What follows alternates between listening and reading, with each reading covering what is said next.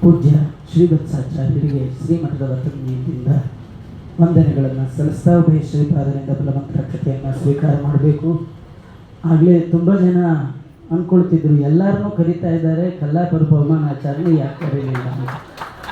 ನಿಮಗೆಲ್ಲ ಗೊತ್ತಿರಬೇಕು, ಊಟ ಬಡಿಸುವಾಗ ಮೊದಲೇ ಸ್ವೀಟ್ ಹಾಕೋಲ್ಲ. ಸ್ವೀಟ್ ಹಾಕಿದ್ಮೇಲೆ ಕಡೆ ತೊಳೆಯೋದು ಮಜ್ಜಿಗೆಯನ್ನು ಜೀರ್ಣಿಸಬೇಕು ಅಂತ. ಅದರಿಂದ ಕಲ್ಲಾಪುರ ಬಹುಮಾನಾಚಾರ್ಯರು ಸಮಯವನ್ನು ಜೀರ್ಣಿಸ್ಕೊಳ್ಳಿಕ್ಕೆ ಯೋಗ್ಯವಾಗುವ ಹಾಗೆ 4 ಮಾತುಗಳನ್ನು ಆಡಬೇಕು ಅಂತ ಕೇಳಿಕೊಳ್ಳುತ್ತೇನೆ.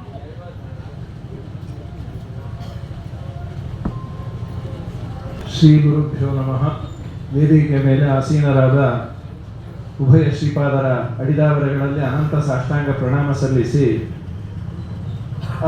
ಪ್ರಾಯ ಯಾಕೆ ನನ್ನನ್ನು ಕಡೆಯಲ್ಲಿ ಕರೆದರು ಅಂತ ನಾನು ಅನ್ಕೊಳ್ತಾ ಇದ್ದೆ. 2020 ಮ್ಯಾಚ್ ಆಗ್ತಾ ಇದೆ, ಯಾವುದೋ ಒಬ್ಬ ಟೆಸ್ಟ್ ಬ್ಯಾಟ್ಸ್ಮನ್ ನನ್ನ ಮೊದಲು ಕಳಿಸ್ಬಿಟ್ರು. ಅವನು ಔಟು ಆಗೋಲ್ಲ, ರನ್ನು ಹೊಡೆಯೋಲ್ಲ, 20 ಓವರು ಇದ್ದ. ಮುಂದಿನ ಮ್ಯಾಚ್ ಅವನನ್ನು ಬಿಡದೇ ಇಟ್ಟುಕೊಂಡು ಕಡೆಗೆ 5 ಬಾಲ್ ಇದ್ದಾಗ ಕಳಿಸಿದ್ರು. ಏನು ಹೊಡ್ಕೋತೇವೆ ಹೊಡ್ಕೊ ಅಂತ. ಅವನು ಹೊಡಿಲಿಕ್ಕೆ ತಯಾರಿದ್ರು, ಬೌಲಿಂಗ್ ಮಾಡೋರಿರಲಿಲ್ಲ. ಅವನ ಪಾಡಿಗೆ ಅವನು ಇಲ್ಲ. ಬೇಗ ನಾನು ಮುಗಿಸ್ತೇನೆ ಪಾಪ, ನೀವೆಲ್ಲ ಕಾಯ್ತಾ ಇದ್ದೀರಿ. ಈಗ ಬೌಲಿಂಗ್ ಅಲ್ಲ, ಕಲ್ಲುಗಳೇ ಬೀಳುತ್ತೆ. ನಮ್ಮ ರಾಘವೇಂದ್ರ ಸ್ವಾಮಿಗಳ ಮಹಿಮೆ ಅಪಾರವಾದದ್ದು. ಈ ಮಾಡಲ್ ಹೌಸ್ದು ಈ ಕಡೆಯಲ್ಲಿ ಹೇಳೋದು ಅಂದರೆ, ನಾನು ಯಾವ್ದು ಹೇಳಬೇಕು ಅಂದ್ಕೊಂಡಿದ್ದೆ ಎಲ್ಲ ಹೇಳಾಗ್ಬಿಟ್ಟಿದ್ದಾರೆ. ಆ ಮಾಡಲ್ ಹೌಸ್ ಯಾಕೆ ಅಂದರೆ, ನಾಗರಾಜ ಪಕ್ಕ ಕೂತಿದ್ದಕ್ಕೆ ಹೊಳೀತೋ ಏನೋ ಅವ್ರು ಹೇಳಿಬಿಟ್ರು. ನಮ್ಮ ಈ ರಾಘವೇಂದ್ರ ಸ್ವಾಮಿಗಳು ಇಲ್ಲಿ ನಾನು ಅನೇಕ ಬಾರಿ ಹೇಳ್ತಿರ್ತೇನೆ, ಈಗ ಏನಾಗಿದೆ ಅಂದರೆ, ಒಂದು ಯಾವುದಾದ್ರೂ ಬಡಾವಣೆ ಅಂತ ಆಗಬೇಕಾದ್ರೆ ಅಲ್ಲಿ ಒಂದು ಹಾಸ್ಪಿಟಲ್ಲು, ಒಂದು ಸ್ಕೂಲು ಹೇಗೆ ಮುಖ್ಯವೋ ಅಲ್ಲೊಂದು ರಾಘವೇಂದ್ರ ಸ್ವಾಮಿಗಳ ಮಠ ಇದ್ದರೆ ಮಾತ್ರ ಅದು ಬಡಾವಣೆ ಅಂತ ಆಗುತ್ತೆ. ಅದು ಇಲ್ಲ ಅಂತಾದರೆ ಅದು ಭವಣೆ ಅಂತ ಆಗುತ್ತೆ. ಇಲ್ಲ ಅಂತಾದರೆ ಭವಣೆ. ನಮ್ಮ ರಾಯರು ಅವರು ಡಾಕ್ಟರ್ ರಾಘವೇಂದ್ರ ತೀರ್ಥರು ರೋಗಹರನೆ ಕೃಪಾ ಸಾಗರನೆ ಅಂಥೇಳಿ ಎಲ್ಲ ರೋಗ, ಈ ನಮ್ಮ ಡಾಕ್ಟರ್ ಹತ್ರ ಹೋದಾಗ ರೋಗಗಳನ್ನೆಲ್ಲ ಪರಿಹಾರ ಮಾಡ್ತಾರೆ. ಭವರೋಗವನ್ನು ಪರಿಹಾರ ಮಾಡುವ, ಫೀಸು ತೆಗೆದುಕೊಳ್ಳದೆ ಸ್ವಾಮಿಗಳಿಂದ ಬೇಕಾದಷ್ಟು ಫೀಸು ಕೊಡಿಸುವ ಒಬ್ಬ ಡಾಕ್ಟರ್ ಅಂತಂದರೆ ಡಾಕ್ಟರ್ ರಾಘವೇಂದ್ರ ತೀರ್ಥ ಶ್ರೀಪಾದಂಗಳವರು. ವಿಶೇಷವಾಗಿ ನಮ್ಮ ಮಾಡಲ್ ಹೌಸ್ ರಾಯರ ಮಠದ್ದು ಅವರು ಕರೆದು ಅನುಗ್ರಹ ಮಾಡ್ತಾರೆ ಅನ್ಸುತ್ತೆ. ಈ NR ಕಾಲೋನಿ ಮೈನ್ ರೋಡಲ್ಲಿ ತುಂಬ ಜನ ಓಡಾಡ್ತಾ ಇದ್ರು. ಇತ್ತೀಚೆಗೆ ಈ ರೋಡಲ್ಲಿ ಬರ್ತಾ ಇದ್ದಾರೆ. ರಾಯರು ಅವ್ರ ಮೇಲೂ ಕೃಪಾದೃಷ್ಟಿ ಹಾಕೋಣ ಅಂತ ಇಲ್ಲೇ ಬರಲಿ ಅಂತ. ಕಾರಣ ಏನು ಅಂದರೆ, ಇಲ್ಲಿ ಬಂದದ್ದು ಅಲ್ಲೊಂದು ಸಿಗ್ನಲ್ ಆಗಿಬಿಡ್ತು. ಆ ಸಿಗ್ನಲ್ ಅವಾಯ್ಡ್ ಮಾಡಲಿಕ್ಕೆ ಇಲ್ಲಿ ಬರ್ತಾರೆ. ಇಲ್ಲಿ ಬಂದವ್ರು ನಮಸ್ಕಾರ ಮಾಡೇ ಮಾಡ್ತಾರೆ, ಆದರೆ ಸ್ಪೀಡಾಗಿ ಮಾಡ್ತಾರೆ ನಮಸ್ಕಾರ. ಗಾಡಿಯಲ್ಲಿ ಹೋಗ್ತಾ ಇದ್ದವರು ಅಂತ ಹೇಳಿ ಅದನ್ನು ನಮ್ಮ ರಾಯರು ತಗೊಳ್ತಾರೆ. ಈಗ ಹೇಗನ್ನ ಕೊಡು. ನಮ್ಮ ರಾಮಬಿಟ್ಟಾಚಾರ್ಯ ಮೊನ್ನೆ ಹೇಳೋದು, ನರಸಿಂಹದೇವರು ಕಂಬದಿಂದಾನೆ ಯಾಕೆ ಬಂದ ಅಂತ ಯಾವುದೋ ಮಗು ಕೇಳ್ಬಿಡ್ತಾರೆ. ಗೋಡೆ ಇರಲಿಲ್ವ ಸಾರ್ ಅಂತಲ್ಲಿ. ಏನು ಹೇಳಬೇಕು, ಗೋಡೆ ಇತ್ತು. ತಕ್ಷಣ ಪುಣ್ಯಾತ್ಮರಿಗೆ ಹೊಳೀತು.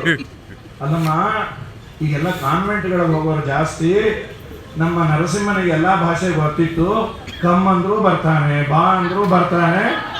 ಆದ್ರಿಂದ ಬಂದ. ಇನ್ನು ಗೋಡೆಯಿಂದ ಯಾಕೆ ಬರಲಿಲ್ಲ ಅಂದರೆ, ಗೋ ಅಂತ ಹೇಳ್ಬಿಟ್ರೆ ಅವನು ಹೊಟ್ಟೋಗ್ತಾನೋ ಅಡ್ಡೆ, ಆದ್ದರಿಂದ ಬರಲಿಲ್ಲ ಅಂತ. ಹಾಗೆ ನಮ್ಮ ಮಾಡಲ್ ಸರಾಯ ಮಠದಲ್ಲಿ ವಿಶೇಷವಾಗಿ ಜ್ಞಾನ ಕಾರ್ಯ, ಪಾಠ, ಪ್ರವಚನ. ನಾವು ಸಣ್ಣ ವಯಸ್ಸಿನಲ್ಲಿ ಇಲ್ಲ ವಿದ್ಯಾಮಂದಿರದಲ್ಲಿ ಓದ್ತಾ ಇದ್ವಿ. ಗುರುವಾರ ರಾಯರ ದರ್ಶನಕ್ಕೆ ಬಂದೇ ಬರ್ತಾ ಇದ್ವಿ. ನಮ್ಮ ಹಿರಿಯರಿಗೆಲ್ಲ ತುಂಬ ಆಶ್ಚರ್ಯ, ಇವರೇನು ರಾಯರಲ್ಲಿ ಅಷ್ಟು ಪ್ರೀತಿ ಅಂತ. ರಾಯರಲ್ಲಿ ಪ್ರೀತಿ ಅಲ್ಲ, ಇಲ್ಲಿ ಕೊಡೋ ಪಂಚಾಮೃತದಲ್ಲಿ ಪ್ರೀತಿ. ಒಂದು ಲೋಟ ಅಕ್ಕಿ ಕೊಟ್ಟರೆ ಅರ್ಧ ಲೋಟ ಪಂಚಾಮೃತ ಕೊಡೋರು. ಮೆತ್ತಗೆ ಹೊತ್ತು ಉಗ್ರಾಣಕ್ಕೆ ಹೋಗಿ ಒಂದು ಲೋಟ ಅಕ್ಕಿ ಕದ್ದು ಇಲ್ಲಿ ಕೊಟ್ಟು ಆ ಪಂಚಾಮೃತವನ್ನು ಕುಡಿದದ್ದರ ಫಲವೂ ಏನೋ ಒಂದೆರಡು ಮಾತನ್ನ ಆಡುವ ಭಾಗ್ಯವನ್ನ ರಾಯರು ನಮಗೆ ಕರುಣಿಸಿದ್ದಾರೆ ಅಂತ ಹೇಳ್ತಾ, ನನಗೆ ಕೊಟ್ಟ 2 ನಿಮಿಷದಲ್ಲಿ 1 ನಿಮಿಷವನ್ನು ಬ್ರಹ್ಮಣ್ಯಾಚಾರ್ಯಗೆ ಉಳಿಸಿ ನನ್ನ ಮಾತನ್ನು ಮುಗಿಸ್ತಾ ಇದ್ದೇನೆ. ಹರೇ ನಮಃ. ಶ್ರೀ ಕೃಷ್ಣಾರ್ಪಣ.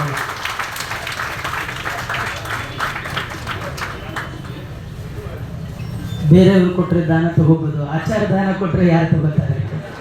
ಅದರಿಂದ ಆಚಾರ ಕೊಟ್ಟ 1 ನಿಮಿಷದ ದಾನವನ್ನು ಮುಂದೊಮ್ಮೆ ಅವರಿಗೆ ಗಂಟೆಗಟ್ಟಲೆ ವಾಪಸ್ ಕೊಡ್ತೇನೆ ಅಂತ ಹೇಳ್ತಾ, ಆಚಾರ್ಯರಿಗೆ ಉಭಯ ಶ್ರೀಪಾದಂಗಳವರ ಗಣತ್ರಾಕ್ಷತೆಯನ್ನು ಕೊಡಬೇಕು ಅಂತ ಹೇಳ್ತಾ, ಈಗ ಒಂದು ಅಪರೂಪದ ವ್ಯಕ್ತಿಗಳು ಮೈಕ್ ಮುಂದೆ ಬರ್ತಾ ಇದ್ದಾರೆ. ಅವರು ಎಂದೂ ಮೈಕ್ ಮುಂದೆ ನಿಂತಿಲ್ಲ. ಆದರೆ ಅವರು ಮಾತಾಡಲೇಬೇಕು.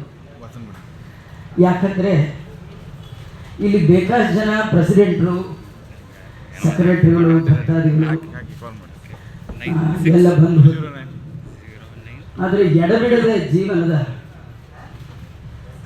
ಅರ್ಧ ಆಯುಷ್ಯ ರಾಯರಿಗೆ ಮೀಸಲಾಗಿಟ್ಟವರು